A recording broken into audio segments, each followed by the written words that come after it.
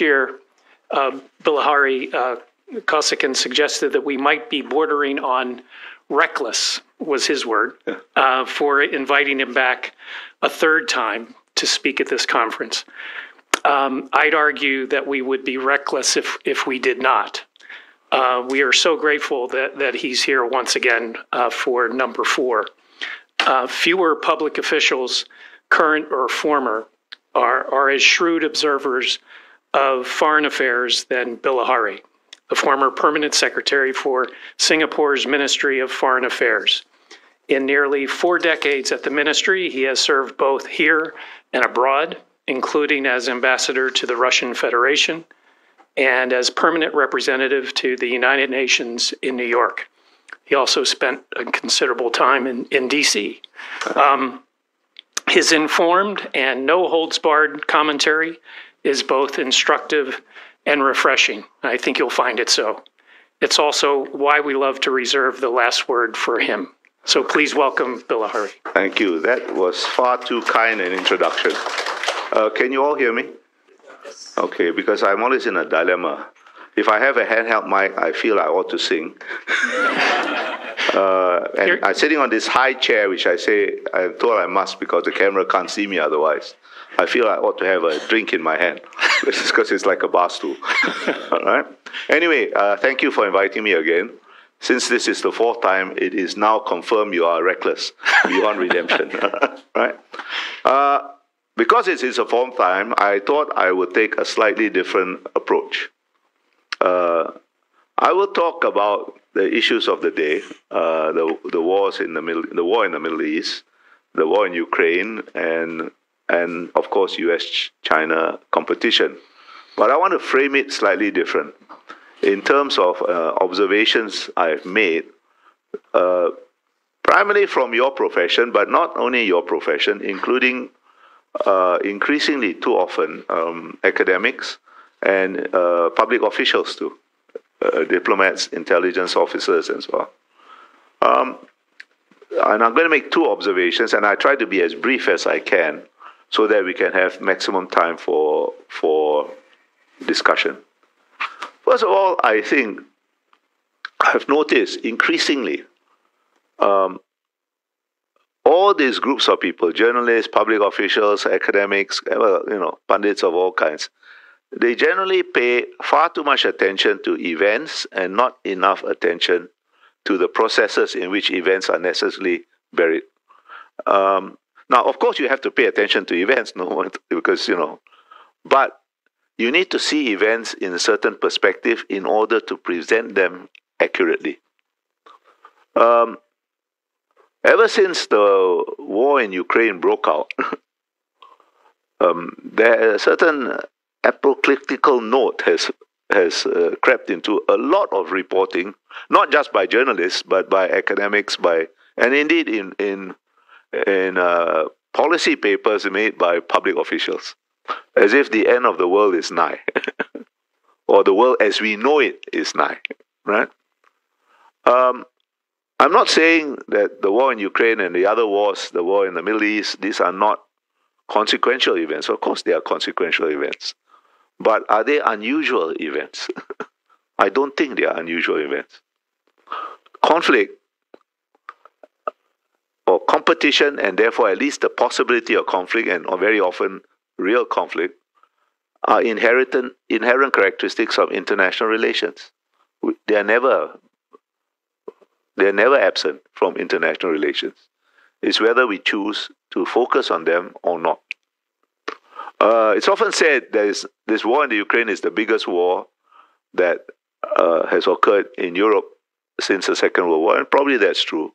Although there was a small unpleasantness, which is much nastier than this war in some respects in the Balkans in the mid-90s. Don't forget that. Huh? Much nastier because it was a genocidal conflict.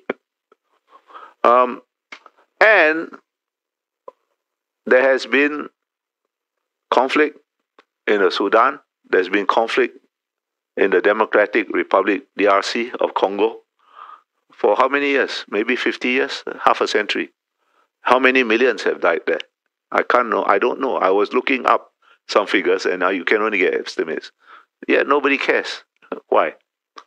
Because in Europe, I put it once in a much more crude way, and some European ambassadors were deeply offended, but they could not. No, I don't care about offending them. I said, "Can you refute me?" And they couldn't. I said, "It's only unique in that for the first time in a very long time, not so long if you take for the Balkan Wars, white people are killing white people instead of white people killing brown people or encouraging brown people to kill each other." If you want to put it very crudely, that is what makes this Ukraine war unique, right? He didn't have much to say about that, except he said it's kind of racist. I said, yeah, because, the world is racist. I'm sorry. We don't like it. We should fight against it. But, the factor of race in international relations is a factor seldom discussed. So these wars, we should see them in perspective. Conflict is an inherent quality of international relations. Doesn't make them less horrendous, but we should not think of that the end of the world is nigh. And that brings me to another point of perspective. The world order that seems to be threatened now was never uncontested. When we talk about world order, somehow unconsciously, we think of something that commands consensus. But there is no world order that has ever commanded consensus, total consensus, or even substantial consensus. What we now call, or some countries call, the liberal international order, which, by the way, wasn't so liberal to those who were not in agreement with it or its fundamental tenets, was never uncontested. There was this small unpleasantness called the Cold War. And that was a contest over one conception of international order. And we lived with it. It was often very dangerous. It was very messy. But that was the only order we knew for 40 years or more. It was only a very short, historically exceptional period of about 20 years from the time the Berlin Wall came down to maybe the time the global financial crisis broke out, where one conception of international order seemed unchallenged, but it wasn't really unchallenged. I mentioned the Balkan Wars. That was a challenge. I mentioned the wars in Africa. There was a genocidal conflict in Rwanda, which nobody talked about. And more than that, very fundamental premises of that seemingly natural order of things was challenged by Islamic jihadists in the form of Al-Qaeda and other such things, who challenged not just the premises of their order, but the premises of modernity, culminating in 9/11, the terrorist attacks. Right? Now that short period, about 20 years or so, was extremely beneficial to most countries in the world, including Singapore, including China, including, I would guess, most of the countries from which you come, right? But just because it's beneficial does not mean it is any less exceptional or that it can be replicated. It can't be replicated. What we are seeing today is a return to normalcy. The problem is many of the policymakers or the commentators today grew up, professionally at least, during the exceptional period, and they got very comfortable with the exceptional period and mistaked that exception for the norm. And so they are still somewhat discombobulated and yet to find their bearings, right? But, I say this idea of return to the norm not as a counsel of despair. Actually, it's a counsel of optimism and hope. Because all our countries, certainly mine, you see all this out there, all this was developed during that period of contestation. At least the foundations of it was laid. And all the countries that rapidly developed, within that contestation, the companies that flourished and grew large also grew up during that contestation. So what we have done before, we can do again. So we should not despair. In fact, I remind people of this perspective as a message of optimism and hope, not of despair.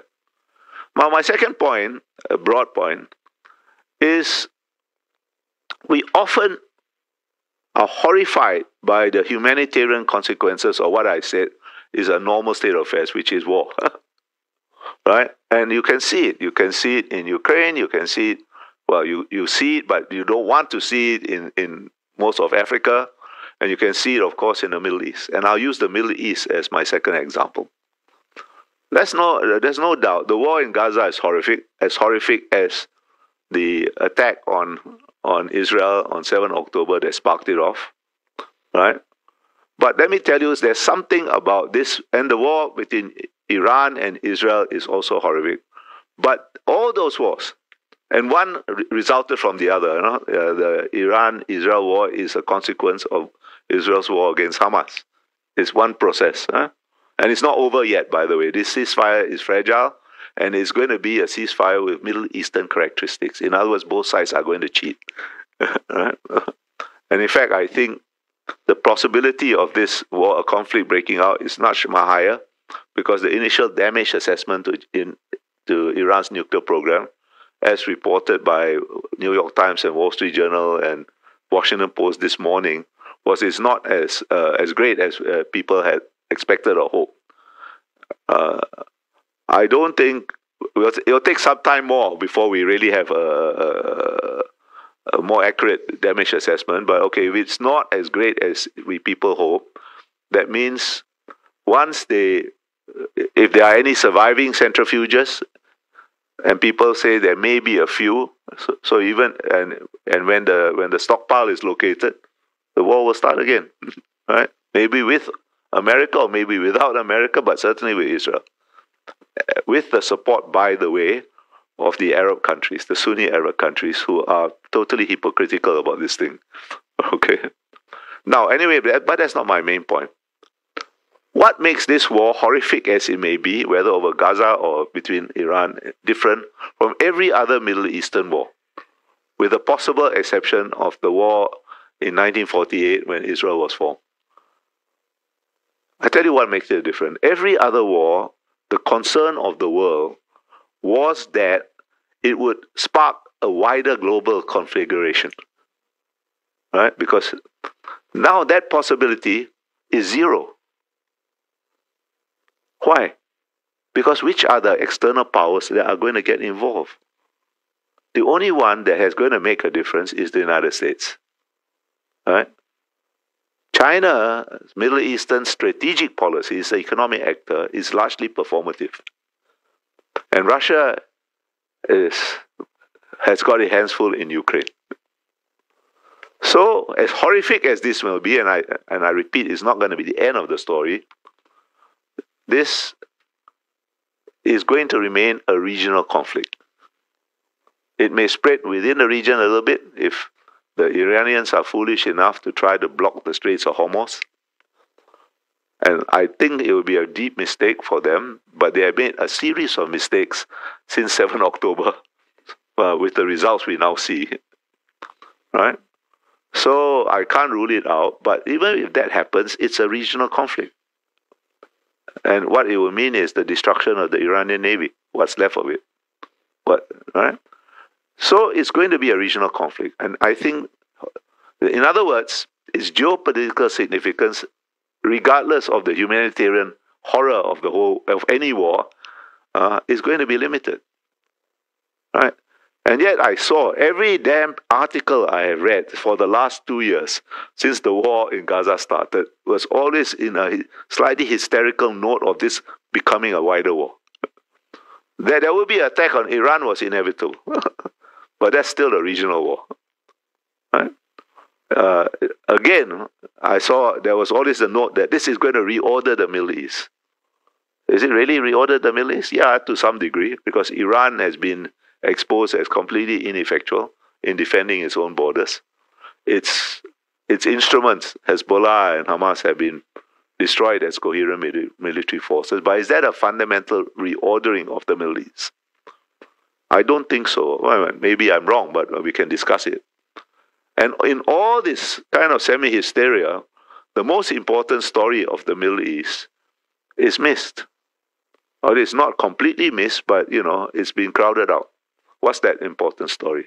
That important story is the efforts of Saudi Arabia and some other Gulf states, but Saudi Arabia is the most important one, to remake their economies, which necessarily entails remaking their societies, which necessarily entails a reconceptualization of their religion, the place of their religion in society.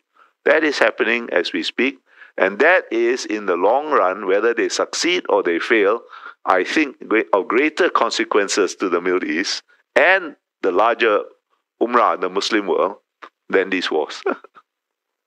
Right? So, my point, again, I repeat, is we have to see things in perspective, and we have to see things in order to report on events, whether as a journalist, as a public official, as a academic. We have to see things in perspective. Otherwise, we either exaggerate, or usually exaggerate.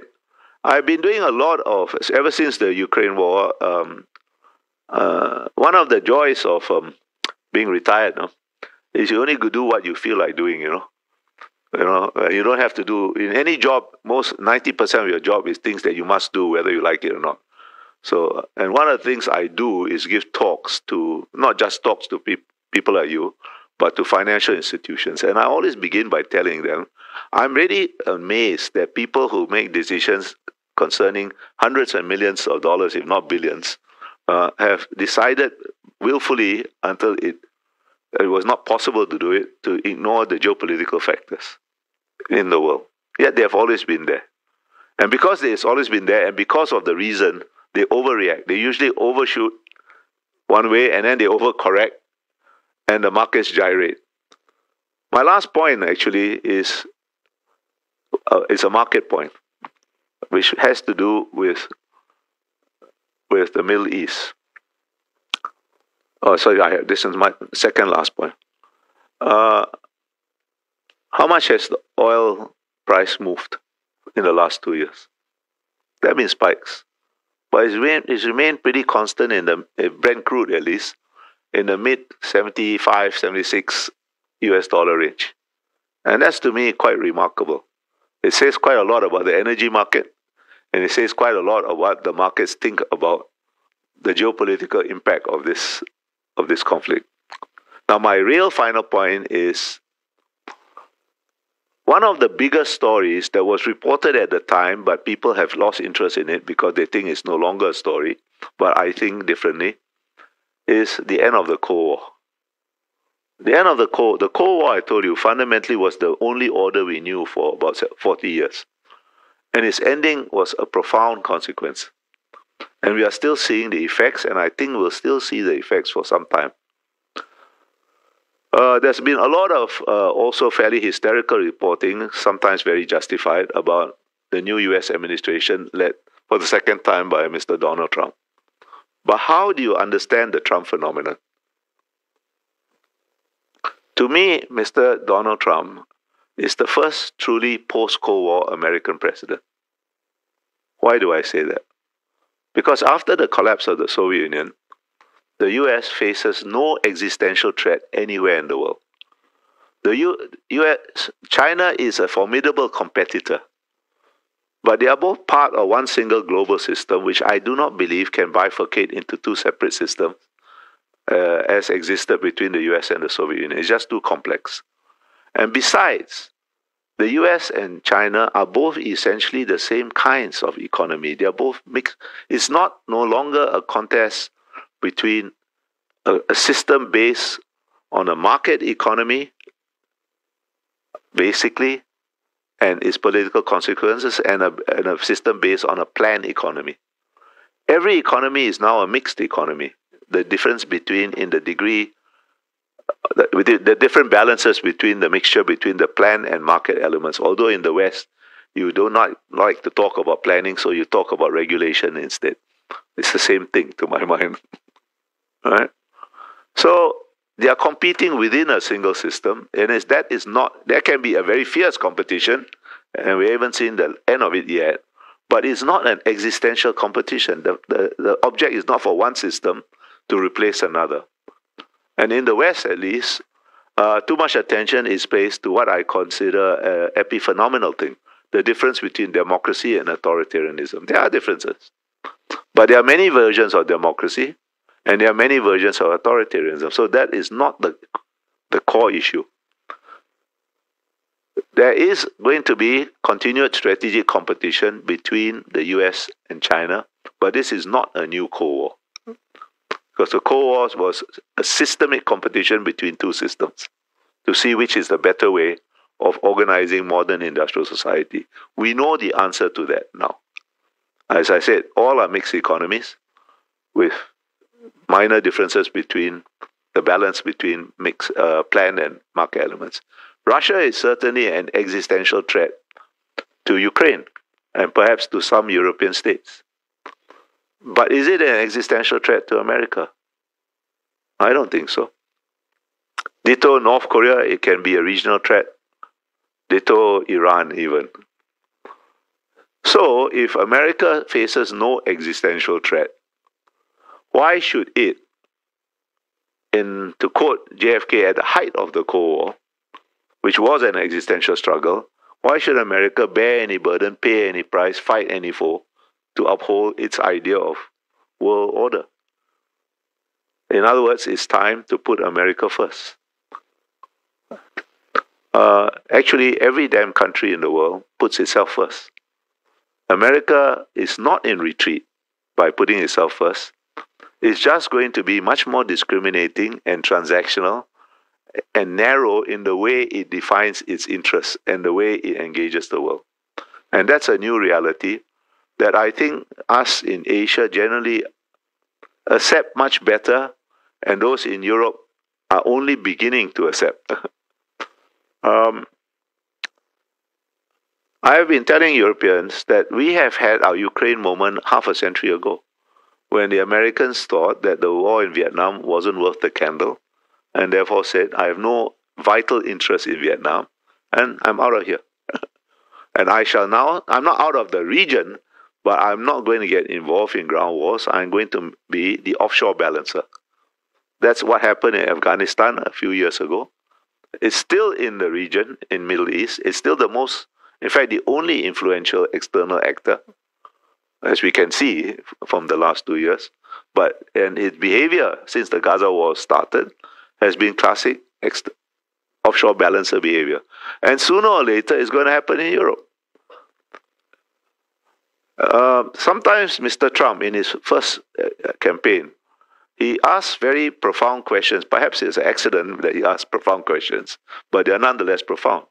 He asked, why are American troops in Germany? Now, that's a very good question. Why are American troops in Germany? Right? So I think it is a matter of time that America will move to an offshore balancing role in Europe, as well as it has done in Asia half a century ago, as it has done a few years ago in the Middle East, and will do in Europe. And the Europeans are completely shocked by this because they have not processed it. Right? Those in Asia and the Middle East, we have always dealt with the Americans on the basis of common interests, not on the illusion of having common values. Right? And that goes for American allies in Asia too. And American allies in the Middle East too. Ask any Israeli, he doesn't believe that they share they share many common values with America, but not totally. Right? So I think we'll all have to get used to a different America. It's not an American retreat, but it will be America that is much more transactional. There's going to be America that's going to demand more of not just its allies, but its partners and its friends. And, this is a new reality that we need to get used to. And I don't see this being reported. I see too much being reported about Trump's unique personality. I'm being polite here. It's okay, he's not a very likable person. That's an understatement, by the way. But he represents something much larger, a fundamental shift in how America engages the world. And actually, he is an extreme version. Every post-Cold War president from Clinton, with George W. Bush as a slight exception because of 9/11, the main priority has been domestic. For Clinton, it was healthcare. Okay, it didn't work out too well. George W. Bush, I told you, because of 9/11, right? when Obama talked about change, he wasn't talking about change abroad, he was talking about change in America. At least that's how I read him. And what's the big difference between Make America Great Again, that's Trump, and Biden's Build America Back Better? What's the big difference? One is a bit more polite than the other, right? And Mr. Biden was more consultative than Mr. Trump, certainly. But don't forget, he's not consulting you to ask, hey, how's your family doing? The kids doing okay and all that. He's consulting you to see what you're prepared to do for him to advance American strategic interests. In other words, it's polite transactionalism. Long ago, I read an American theologian and political philosopher by the name of Reinhard Niebuhr. Reinhard Niebuhr made a very crucial point. He said that Americans have immense power, but they are very uncomfortable with using their power in pursuit of their national interests, and therefore they have always felt it necessary to wrap up their interests in ideas of larger moral significance. And Americans are very good at wrapping. What Mr. Trump has done is rip the wrapping off. Unilateralism, distrust of multilateralism, use of force and threats of use of force, and all the things we don't like about Mr. Trump are not his inventions, They've always been there in American foreign policy. Until he decided to do reciprocal tariffs, and I don't think this is a sustainable policy, so it's being modified as we speak. The most disruptive thing any American has ever done was not done by Mr. Trump. It was done in August 1971 by Richard Nixon when overnight, without consulting any of his allies, he destroyed a central pillar of the Bretton Woods system by taking America unilaterally off the gold peg, right? So, the shining city on the hill have always cast a dark shadow. This is not evident to people who live on the hill, but it's certainly been evident to people who live under the hill. But America is still indispensable to maintain balance. It's going to be harder to persuade them to do it because they will be more transactional in defining their interests. But how can you have a balance against Russia for Europe without America at least minimally at your back? And therefore, Europe will eventually have to do whatever America decides it wants it to do. How can you balance China without America present? And therefore, America will make demands on its allies, its partners, its friends, and you will have to decide. You don't have to do everything they ask, but you will have to do some things they ask, and it's for every country to decide what they are willing to do. Now, on that cheerful note, I'll end and take your questions. Don't look so glum. I told you I was meant to be optimistic. We'll survive worse so we can get through this. I have to say that was pretty grim. It's not grim. It's a message of cheer and optimism. We've gone through worse and we are still here. Yep. Can you tell me who you are, please? Frank from Thai Public Broadcasting. Okay. Given that you talk about China right now, United States right now, trying to moving back their maybe troops from Europe, maybe in the Asia too. Yeah, from South Korea they will. Yeah, how concerned you're about the regional conflicts in Asia too? No matter it's Taiwan, China, or South China Sea, in ASEAN, would that regional conflicts in the Middle East really spark any fire in the region? No, I don't think so. I don't think so. First of all, the Taiwan is completely different from any of the conflicts in the Middle East or the Ukraine. Circumstances are different. Secondly, you look at the Ukraine conflict and you look at the Ukraine conflict, right? There is a very fundamental factor in international relations that we in Asia don't think about enough. That's the nuclear factor. Nuclear weapons are stabilizing.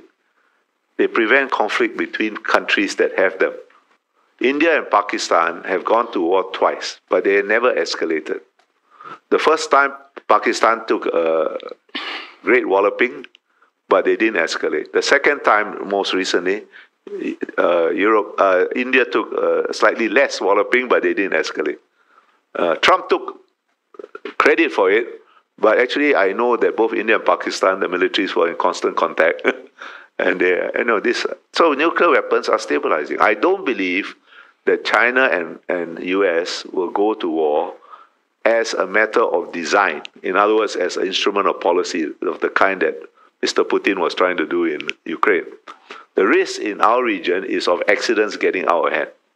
And even there, I think that that risk can be managed. Taiwan is slightly different, but there, I think, anybody from Taiwan here? Which newspaper? New York Times, that doesn't count. Okay, you're still the New York Times. You got your own problems, but it's not a Taiwanese problem, all right? Okay, I tell you what, I go to Taiwan pretty often, and in fact, I'm going there in a couple of weeks again. And I am increasingly concerned about cross-strait relations, but I'm concerned on the Taiwanese side. First of all, there is a lack of will to defend themselves, and there's a great sense of entitlement that somebody is going to defend me. I don't know whether you have the same impression. Right? They like to announce this huge, I was just there a couple of months ago, and I told some fairly senior people, there's no point you telling me about your new defense budget, how big it is, when it's stuck in the legislative yuan. And there's no point telling me, this kind of logjam is characteristic because we are a democracy. I say, yeah, you are a democracy. That's good for you. Well done, But surely, faced with this threat, even democracies can have a minimal consensus on this very vital issue of a defense budget. And if you can't do that, you cannot expect anybody else to believe that you're really serious about your defense. And I can tell you many other stories why they're not serious about defense.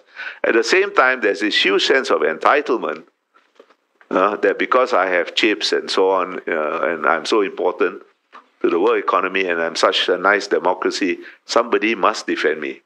This does not compute, So that leads to miscalculation on the Taiwanese side, which leads to there will be action-reaction syndrome. And that will be harder to control because it's a much more emotional issue than South China Sea or East China Sea and so on. That is my concern about our region. And China, I don't think, China has got huge problems of its own, and I actually don't see, there are systemic problems. We can talk about that later if you want, and I actually don't see there are any solutions to them. They are long-term problems, but they are nonetheless very deep problems. Go ahead. Hello. Okay, that works. I'm Ara from AFP in Manila. Okay. So my question is also on this topic of the South China Sea dispute.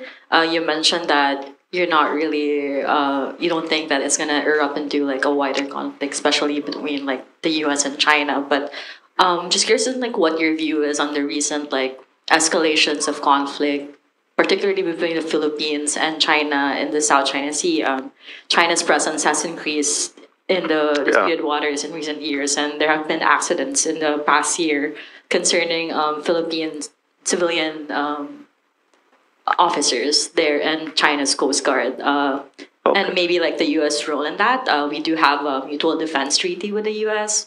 So how is that all going to play out? Okay. Nobody is going to make the Chinese give up their claims or dig up those artificial islands that they are constructing and throw the sandbag in the sea. On the other hand, the Chinese cannot stop the US operating in, through, and over the South China Sea. So there is basically a strategic stalemate, and that's good enough. It's not ideal, but it's good enough. In other words, we can move through the South China Sea. Those of us, I come to people like Philippines that have claims. That's slightly different. Trading countries like Singapore, Japan, South Korea, we have no claims. We can move through the South China, Thailand for that matter too, not by the leave and favor of any country, but as a matter of right, because there is a balance of power. Right? And I think that balance will hold. Now, the claimant states have not had to give up their claims also because of their balance of power. You mentioned Philippines Mutual Defense Treaty. Have you read it? then you know there's nothing about mutual defense in it except in the title. Right? I hope your president has read it, because sometimes I wonder, I wonder whether he has read it, because, it's only about 8 or 9 articles long, right? So it's very easy to read, but it has nothing about mutual defense except in the title. It commits the US only to consult and if there's a common threat, and perhaps take action in accordance with its constitutional procedures, meaning it's a political decision whether to get involved or not. And now, Philippines has been suffering at the hands of China. I know all what's happening. Yeah, but the point is the Philippines has no navy, has no air force worth talking about. That is why the Chinese pick on you. And the Americans are not going to help you. The Vietnamese, who also got claims, have been doing quite much more serious things than the Philippines has ever done. They are also reclaiming islands. They are disputed. And the Chinese have done nothing. Why? Because the Vietnamese have a credible military. You need a credible military to hold your own. You can't defeat China, but you make them more cautious. They are not cautious with the Philippines because they know you don't have any capability to respond. And I think the Chinese have correctly assessed that it is at best even odds, probably less than even odds, whether the Americans are going to come to your aid. Those little specks of dust are very important to the claimant states. They are not important in the larger strategic picture. So nobody is going to go to war over them.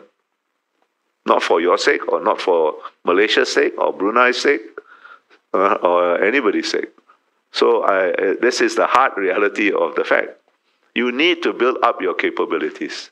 You only recently have begun to do so. You still don't have much of an air force. You still don't have much of a navy. You need at least that will create certain caution on the part of China. Vietnam has that. That's why they are a bit more cautious in dealing with Vietnam than the Philippines. Hi, this is Ravi from the Indian Express. So I wanted to understand your views if India can rely on the new US administration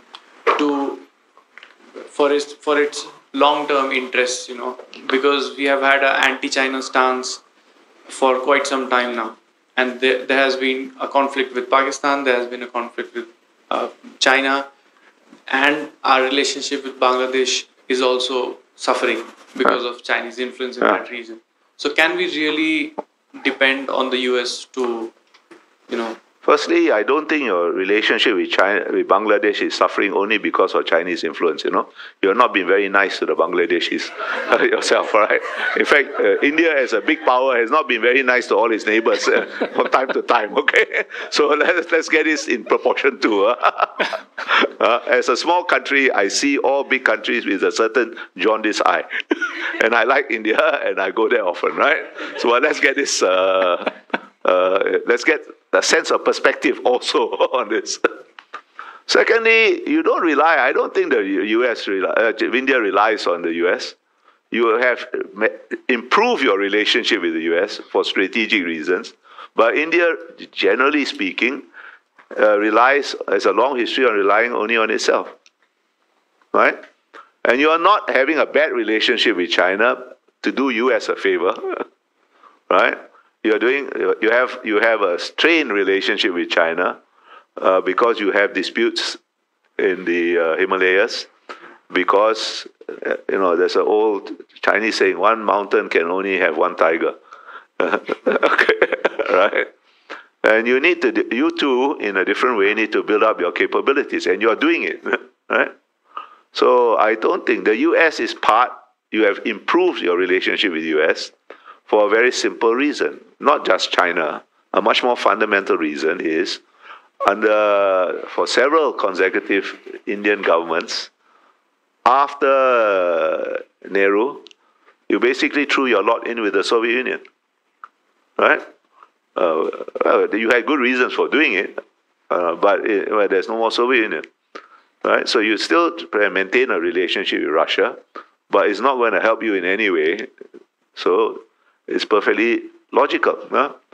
So I'm often asked this question: is the U.S. reliable?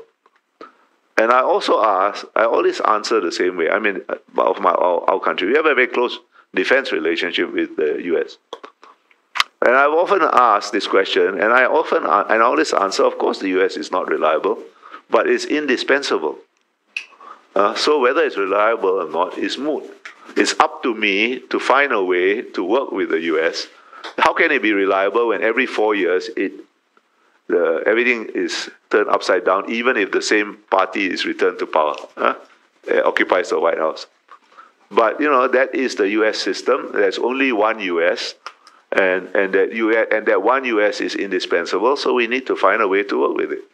And so far, we have always found a way to work with it, and India will too. You don't depend on the U.S. to defend you, surely? I don't think so. I know you don't. We don't depend on the U.S. to defend ourselves. We only depend on the U.S. to maintain the overall balance of power in the region in its own interest, not as a favor to us. And I think India has a similar attitude. And to sell us some weapons that we cannot produce ourselves, mainly advanced fighter aircraft.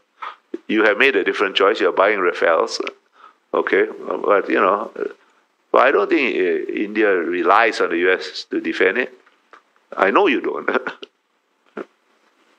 Hi, this is Masum Billah from the Business Standard based in Dhaka, Bangladesh. I have two. No wonder you were laughing when I said. Okay. Okay. We can relate to that. Okay. That's a different issue, I'm sure. Okay. Anyway, so I have two questions. One, Bangladesh under Professor Yunus, the interim government, they are reaching out to Malaysia's Anwar Ibrahim and others to to explore the possibility to be a part of the ASEAN. So, do you think the answer is no? Ever come possible? No. We already made one mistake by admitting Timor-Leste. We don't want to compound the mistake. Yeah. Okay. Okay. I can answer, yes. Yeah, so my second question is about the Rohingya situation in Cox's Bazar. So it's been going on for like years, and the Myanmar situation. Decades. Yes. I mean, in 2017 it got only worse. Yeah. So the Myanmar situation also got even more complicated, especially right across the border of Bangladesh in Rakhine State. So, do you think that the ASEAN can take a more assertive or active role in the repatriation or the overall situation in Myanmar? What do you expect ASEAN to do? We have neither carrots nor sticks, right? We can only talk to the Tatmadaw, the Myanmar military, and we stupidly decided not to talk to them, right? With the result entirely predictable that ASEAN is split on this.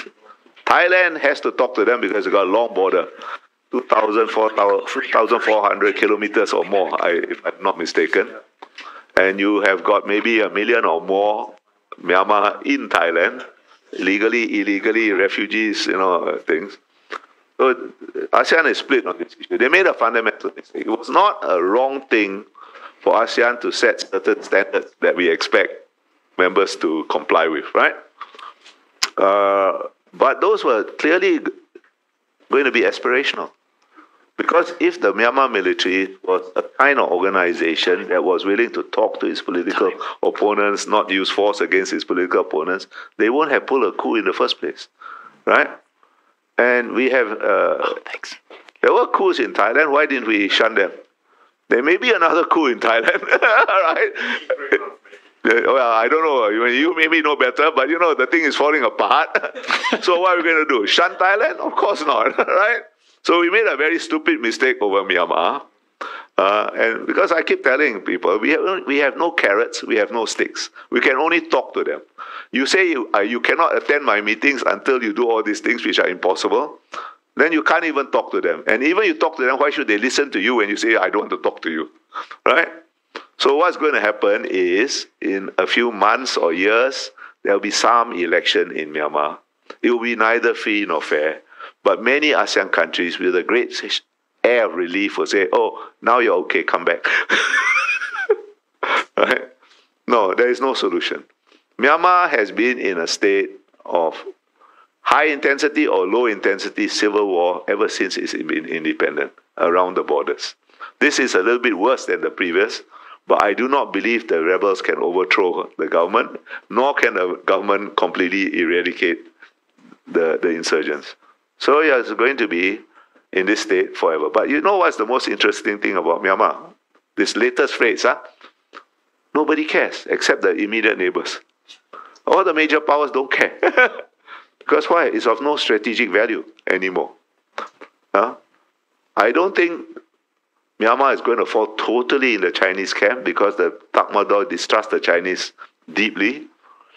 They have also hedged by the biggest weapon supplier now is Russia.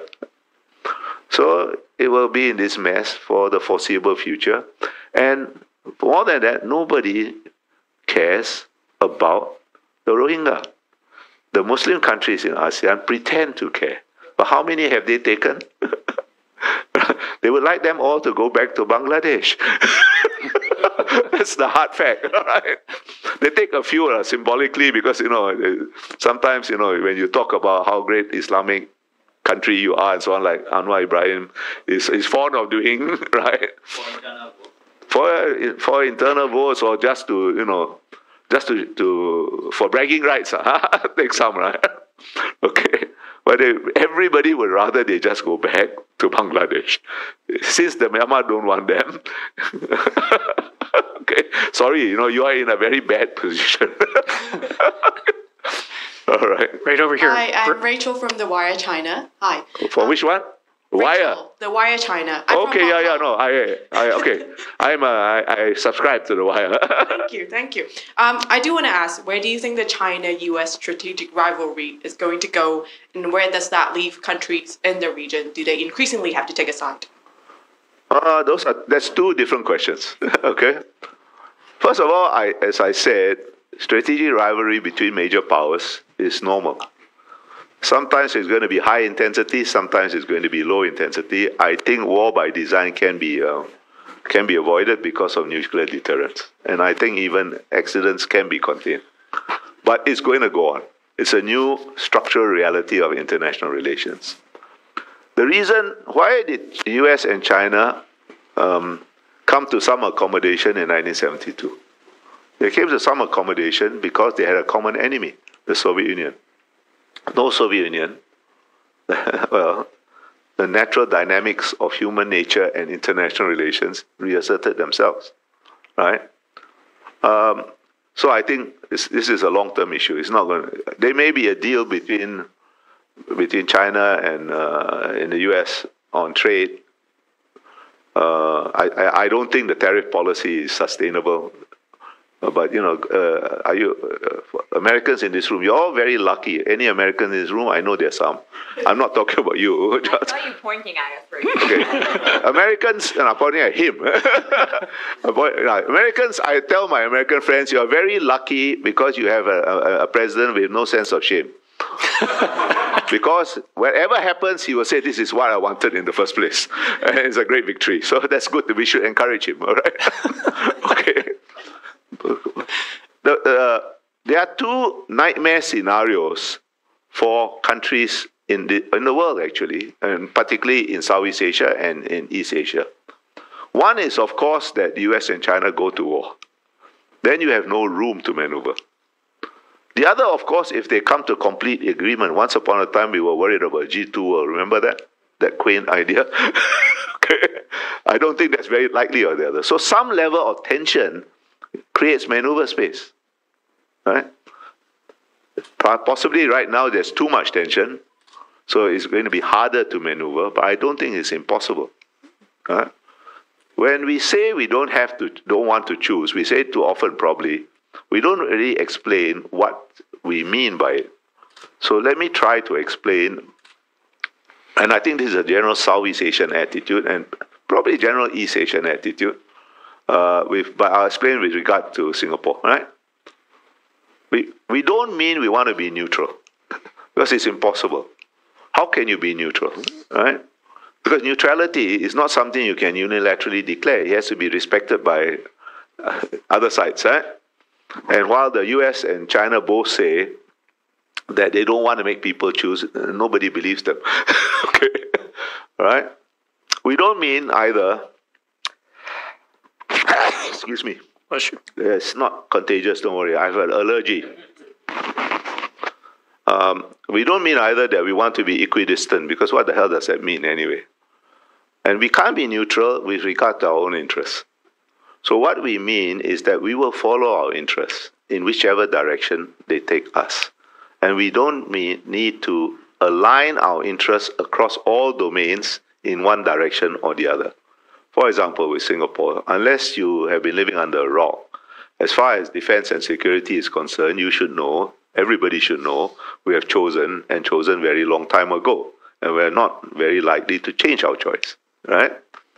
That does not mean we cannot have a kind of relationship with the PLA, for example, the SAF.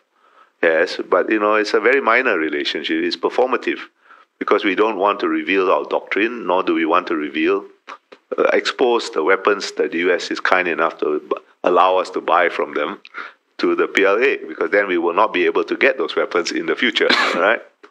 But in the domain of defense and security, we are basically chosen, not just the US, but the West generally. On the other hand, in certain political attitudes, for example, this idea that some ideas are claimed to be universal, and that gives some other countries a voice in how we order our internal affairs. Our general attitudes are much closer to those of China, and indeed of Russia, right?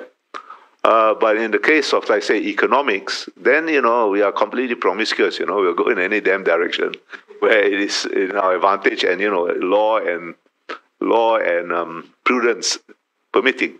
You have to balance off, of course. If you go and start helping China assess very high-end semiconductors, sooner or later you're not going to get the F-35. So we'll have to create those balances, but it's not impossible to create those balances. That is how most of Southeast Asia has lived for most of history, because we have always between major powers, and here we are. All this was created, you look at it, this is all unnatural, it should not exist. All this was created when the Cold War between the US and Soviet Union was hot in Southeast Asia. And when every Southeast Asian country that originally formed ASEAN, Singapore, Malaysia, Indonesia, Thailand, Philippines, all of us face China-supported communist insurgencies. Right? Here we are. So it's not impossible.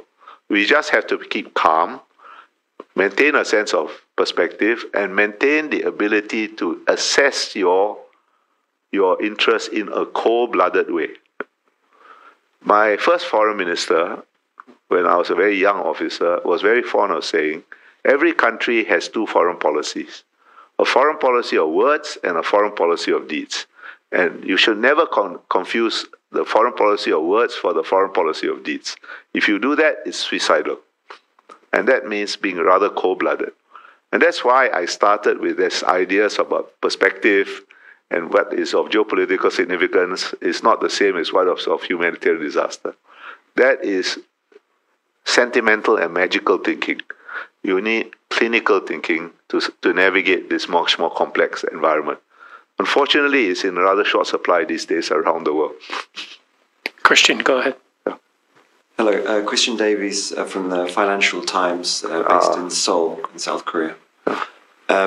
Thank you so much. It was a brilliant presentation, and I agree with really all of your analysis, but I'm interested in your cold-bloodedness and lack of sentimentalism.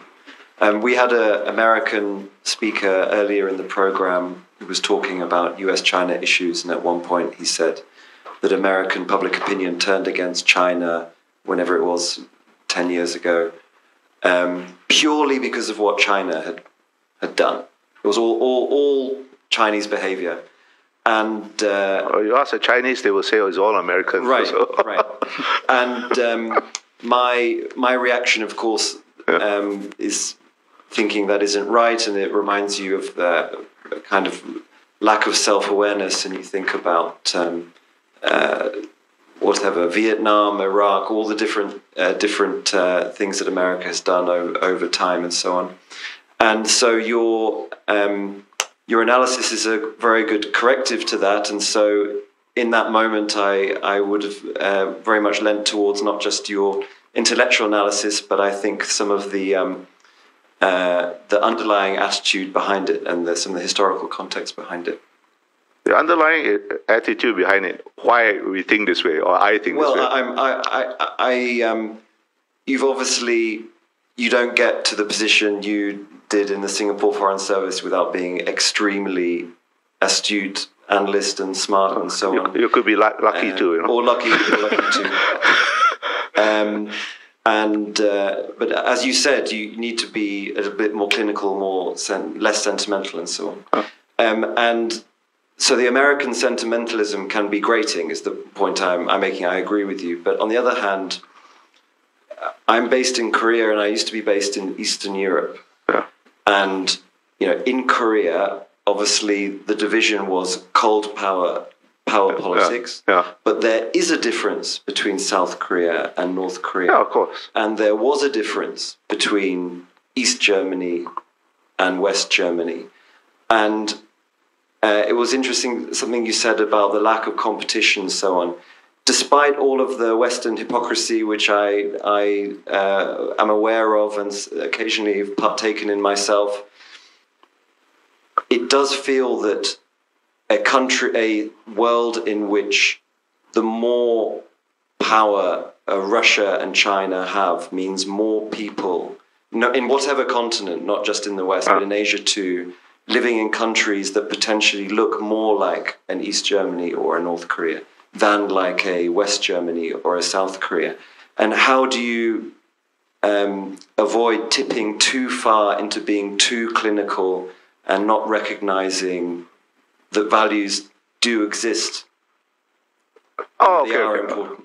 No, values, there is this rather silly debate among international relations theorists about values versus interests. And I think it's very silly because values are an interest, right? And it's something you can be clinical about too, right? But, I think values, the idea that certain values are universal, that's a silly idea. Because the expression of values may be expressed in universal terms, but the implementation of those values, they will vary from country to country according to the circumstances. I think your concern, I understand it, but I think it's a bit overblown. I can't believe any country